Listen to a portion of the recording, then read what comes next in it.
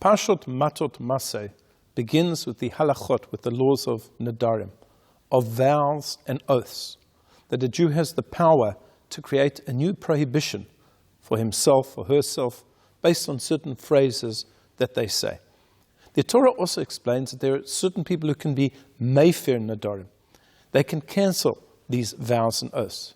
For example, the father of a young lady or the husband of a married woman, depending on what type of vows and oaths. However, there is another way in which one can remove a vow or an oath, and that's called heter nadarim, to undo the vow.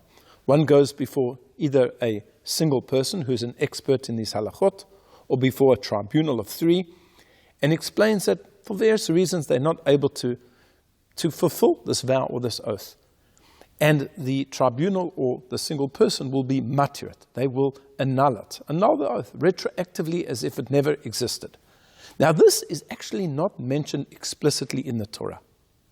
And the Mishnah in Tractate Chagiga tells us the following.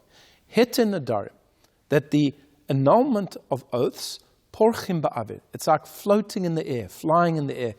Be'ein ma'al mashi yismochu. There's nothing really to rely it upon. It's not really mentioned explicitly in the Torah, even though it's a valid method of annulling an oath. It's actually not mentioned to. The Mishnah continues. The Hilchot Shabbat, and the laws of Shabbat, harehem kahararim hatzluyim b'sa'ara.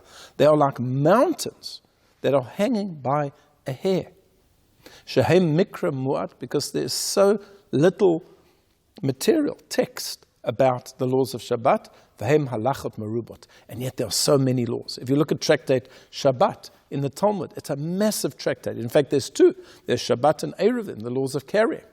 Enormous. There are 39 melachot, there are 39 forbidden categories of work on Shabbat, and all of the subcategories that go with it.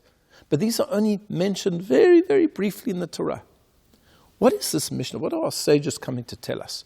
That the way in which we annul oaths is like it's flying in the air, it's unclear, it's in the stratosphere somewhere. And that the laws of Shabbat are like this massive mountain, but they're just being supported by a hair's breadth. What the sages are telling us is the power of the oral law. Hashem gave us Torah shebichtav, the written law, the 5 books of Moses, later on the prophets and the writings. And within the 5 books of Moses are the 630 mitzvot, all of the laws of Judaism. But the text of the 5 books of Moses is extremely, extremely concise. And one has to go into the depths, and one has to expound and use all of the types of different methods of analysis to extract the laws from them. And that is the oral law. The oral law is massive, and in fact it continues to grow all of the time. And that's really what makes us into believing Jews. Many people around the world have access to the written law, to the Bible, the Hebrew Bible, but they don't know necessarily what it says in the Talmud. Here the sages are telling us, if you want to know how to annul a vow, you're not going to find it explicitly in the text. But with the power of the oral law, which Hashem communicated to Moshe at Mount Sinai, in that way you'll be able to extract it. And this is the beauty of Jewish learning. This is something that continues to grow all of the time. We have the Talmud, we have the commentaries on the Talmud, we have Rashi and Tosfot and those who explain them, and even today it's published in English. This is the power of the oral law. It's massive mountains which are hanging on a thread. I wish you all a Shabbat Shalom.